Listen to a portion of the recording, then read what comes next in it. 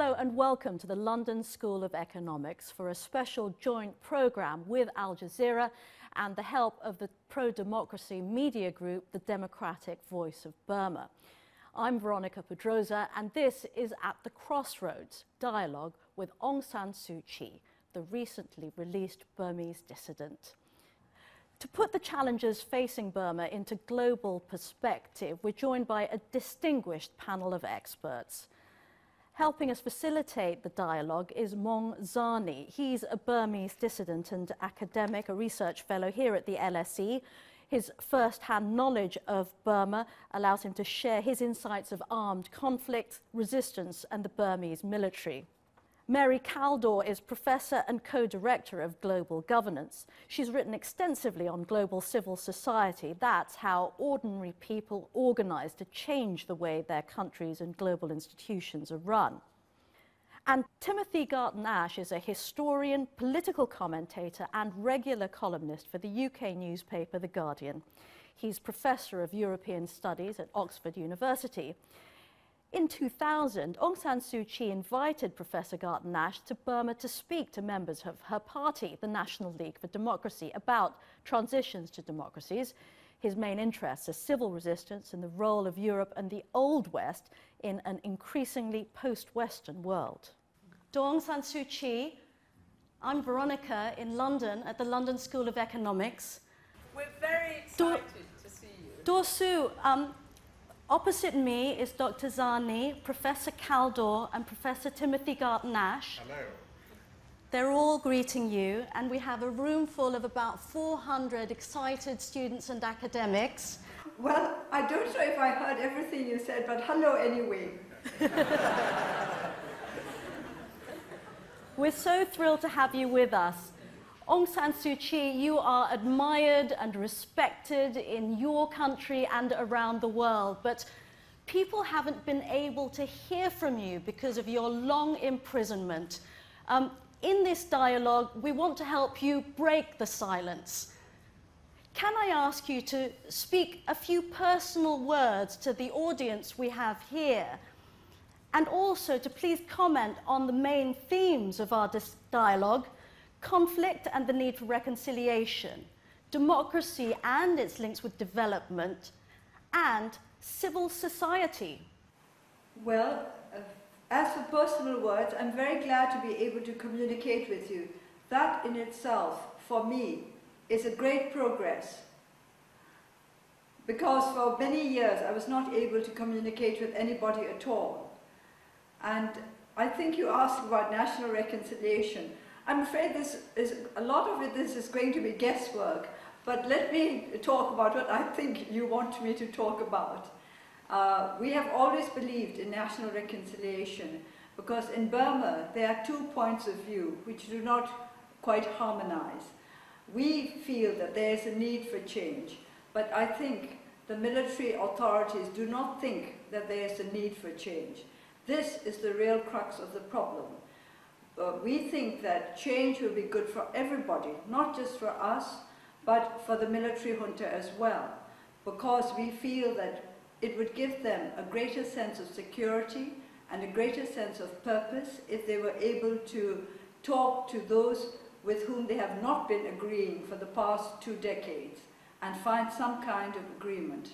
We believe that national reconciliation is not only necessary but possible, because in the end that is the road we have to take if Burma is to get out of the present state of economic stagnation and political unfreedom, if you like, if I may use Timothy's words, because the last book of Tim's that I've read is about freedom, and I like the way in which he used the words unfree and unfreedom.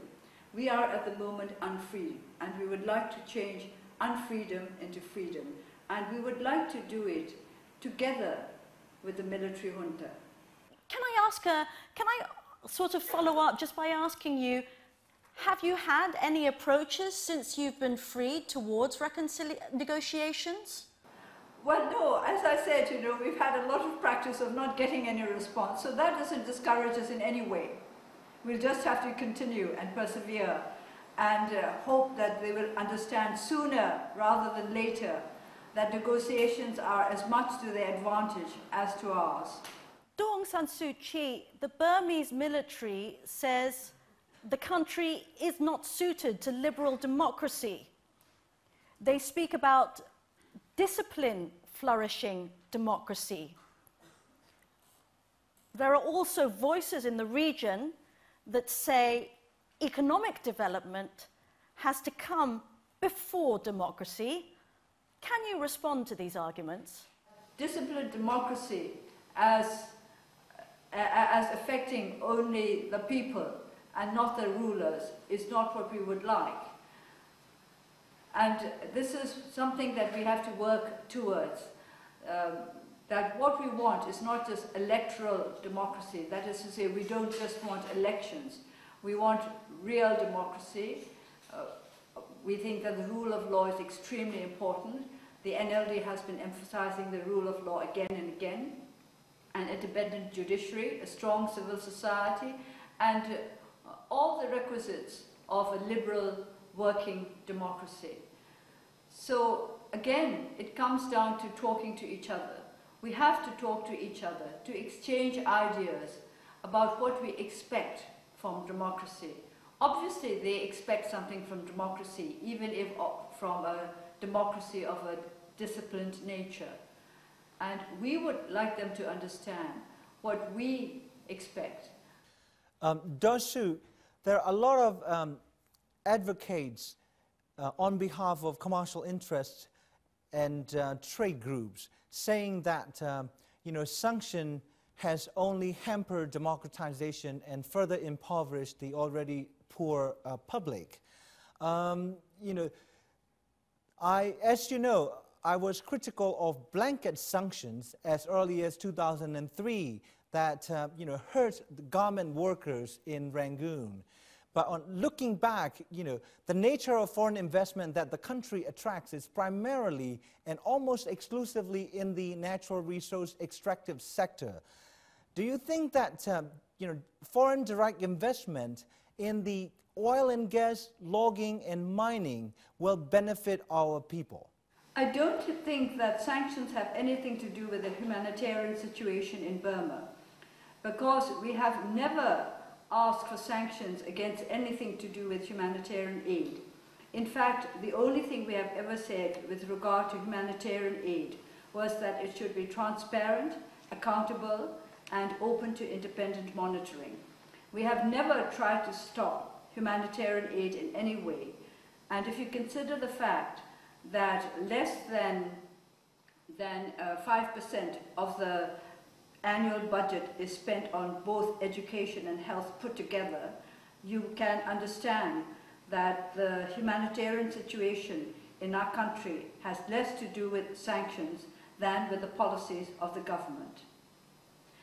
We do not think that sanctions have in any way affected the humanitarian situation in this country. I wanted to ask about what can we, not as Western governments, but as ordinary people who want to be part of your network of democracy activists, what can we do? We would very much like everybody to call for inclusiveness in the political process in Burma. I think that's a first step that we must take now, at this moment. By inclusiveness, we mean that all political groups and forces should be allowed to take part in the political work of the country. That means political prisoners should be freed as a first step, and that the political process should not be limited to those who are going to be in the new parliament. And if everybody in the world, those who wish Burma to progress towards democratization, could insist on this, that at this moment we start from the point of inclusiveness, I think that we should be able to make practical progress. One of the ideas we've been talking about is that of an international commission of inquiry, not as a kind of judicial inquiry, but as a fact-finding exercise to establish the facts of what is really happening on the ground in Burma, so that none of either the authorities or the neighbours can deny what is going on. We'd be very interested to know, I think, what you think of that idea of an international commission of inquiry. I think Professor Quintana has called for a commission of inquiry because he thinks that this is necessary in order to promote human rights in Burma. The NLD has supported the idea of this commission of inquiry, but I think we should make it quite clear that what we are asking for is a commission of inquiry and not a trial of the generals, as some people seem to think. And this has become something of a bogey word, this commission of inquiry, as though we were calling for their generals to be tried in court and condemned. All we want is for Professor Quintana to be given a chance to carry out his work as Special Rapporteur for the Human Rights Commission. And I think that if he feels there's a need, if he thinks, it's not just what if he feels, but if he thinks that there is a need for a commission of inquiry, he would have very good reasons for thinking so, and I think we should all support this, because a commission of inquiry could also lead to reconciliation by clearing the air, somewhat like the Truth and Reconciliation process in South Africa. I don't think we have to look upon it as a direct attack on the military authorities, and certainly we would not like the military authorities to look upon it as a direct attack upon them. Suu, can you talk about your efforts towards building a kind of consensus, a kind of unity that could lead to some form of transformation? What we want to do is to help the ethnic nationalities to get together to present their aspirations and their hopes as one whole, so that we can build a strong spirit of union on these aspirations, based on these aspirations. I know that there have been comments to the effect that the whole Panglong business is a legend, and there have been many misunderstandings about it. We understand this. This is why, as part of the process to a second Panglong, we are trying to arrange a series of talks and discussions about the first Panglong, so that we know what it is all about and what we should do to improve on what we began in 1947. At the moment, we do have the support of many, many ethnic groups, and we hope to expand this support to include as many as possible.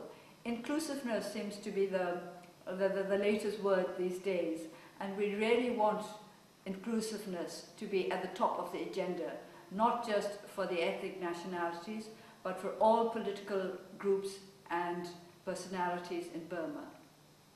Also joining us is Professor Amartya Sen, who won the Nobel Prize for Economics back in 1998.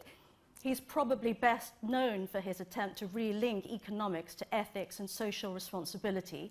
He spent part of his childhood in Mandalay, Burma. He can't be with us in person, so he's recorded an address and a personal message for this dialogue. Well, Burma is in many ways the most important country of my childhood. This is where my understanding of the world began. I was at the age of, between the ages of 3 and 6, I was in Burma. All my earliest memories, the beauty of the country, the fantastic charm of the people, the warmth and hospitality of our Burmese friends and neighbors and colleagues of my parents. These are my earliest memories of Burma. And these have stayed with me and shaped my life, all my life. I was fortunate also to see Aung San Suu Kyi, of whom I have the greatest of admiration. She's one of the great leaders of our time, when she was a student in Delhi, and then briefly in Oxford. I don't think she will remember the occasion. But I came to know Michael Harris, her husband, extremely well, and we often shared our sense of sorrow as well as determination. We celebrated together when Aung San Suu Kyi got the Nobel. We did it in Cambridge, Mass here. Michael had flown in. Michael called me just 3 or 4 days before he died. he was finding it difficult to believe that he was dying. He wanted to deny it, but he wanted also for the battle to continue, for us not to lose focus. I still, when I sometimes lose my sense of determination, or at least fear losing it, I think of Michael and his words with full of strength, even when his voice was faltering on the telephone. These were one of the most moving moments in my life. A few days later, I was told he had died. It was also his birthday. But that determination, that sense of purpose that Michael gave me, and I think gave all of us, is something which we have to cherish, remember, and follow. Suu, audience members would like to ask you a question. Here is the first one. Hello, Miss Aung San Suu Kyi. My name is Christian Hansen, and I'm from the United States. My question is, where do you see Burma in the next 10 years? Where do I see Burma in the next 10 years? Well, as to where, I suppose we'll still be in the same place, but as to where we are getting to in the sense of politics, I hope that we will be well ahead of where we are now, even if physically we're still here. And we would like to see, I would like to see a Burma in 10 years' time, full of vigorous young people who have found that there is reason to hope that their country will be a place of security and freedom for them. Hi, Suu. My name is Colin. I'm from Canada. I just want to say I'm both humbled and honored to be able to ask you a question. I want to know, with the increasing free trade and market policies of the military junta and India's increasing economic stakes in Burma, is it possible for them to help achieve democracy when they have such economic stakes in Burma? If you mean that greater economic opportunities in the country might lead to a greater openness in the political process, I do not think that necessarily follows, because at the moment the economic advantages are limited to a very small circle, and until we can expand that circle, until we have a truly competitive economic scene, I do not think that it is going to help the country to progress along the path to a more liberal situation. I'm Tonkin from Burmese Rohingya organization UK. We Rohingya people are strongly support you. I would like to ask you one question is, how we younger ethnic generation group we can build up unity together? How can you guide us on that? Well, I think the first thing you have to do if you really want to achieve unity is to listen to each other. It sounds very simple, but in fact, people don't find it easy to listen to others at all. They simply want to push their point of view, and they don't want to listen to the other person's point of view. So I think we all have to start by learning to listen to each other. It's not as easy as it sounds. It is really difficult, but I think we can work at it and we can succeed. Another question from the audience, please. Hello, my name is Maria. I'm from Croatia. I'm very honored to be able to ask you a question. My question is regarding the transition to democracy. Do you feel that the sort of a negotiation-prone part of the military junta are gaining power, or is it the other way around? Well, there are some people who say that there are no such thing as moderates within the junta, but I don't want to believe that, because I don't think that they all think alike. After all, there are many different people, and I do believe that there are decent people within the junta as well. And whether you call them moderates or whether you call them by any other name, I think they are the ones who might be open to the idea that we will achieve more by cooperating with each other than by attacking each other. We certainly want to make them understand that we are not bent on attacking the junta, that we do not want to see the military fall, as I explained in an interview with the BBC. We simply want to see them rise to new heights of professionalism and patriotism. It's an absolute honour to speak with you today. Western governments have been full of praise for your release. Do you have any words for them regarding their regulation of their corporations? Well, What we want to know is why the Western countries think they are investing in Burma. If they think they are investing in Burma for the sake of Burma, then I think we would like to know why they think their investments are going to benefit Burma and how. But if they are simply doing it for their own interests, then of course, you know, I don't think I have to explain to you what I would think of that. But I think that in any case, investments should be based on some ethical considerations. We are not naive. We know that we cannot expect companies to think of human rights primarily. But I think that if they would understand that in the long run, getting the goodwill of the people and making the people understand that they are on the part, on their side, would help these companies' investments to prosper. And this is the final question from the audience. Hi, my name is Sarah and I'm very honored to be speaking to you and thank you for your thoughts. It's very inspiring. There has been talks on the TRC in South Africa and how this could be a possible solution to Burma's case.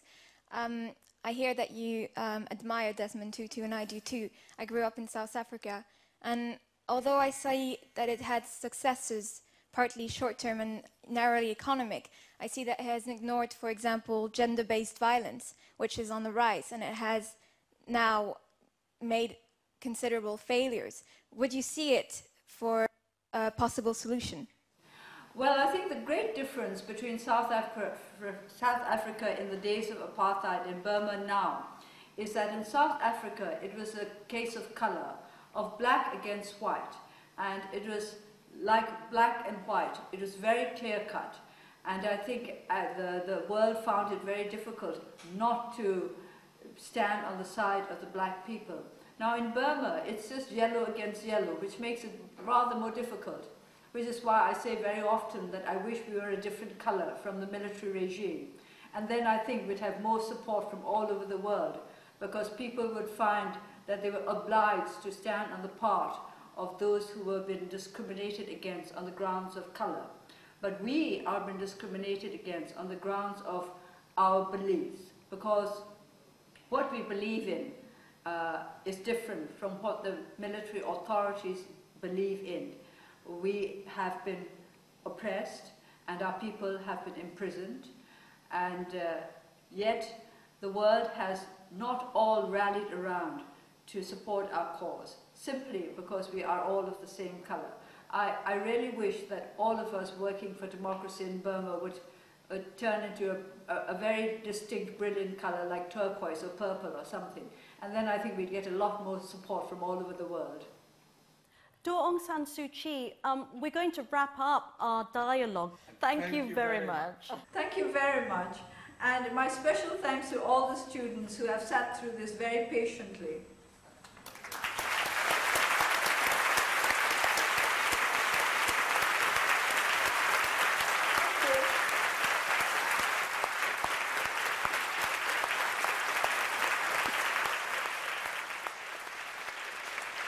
All right, that's all the time we have, but thank you very much for joining us. Aung San Suu Kyi in Rangoon, Dr. Mongzani, Professor Mary Kaldor and Professor Timothy Garton Ash. Also, thank you to our audience here at the London School of Economics and to the Democratic Voice of Burma. I'm Veronica Pedrosa. Goodbye.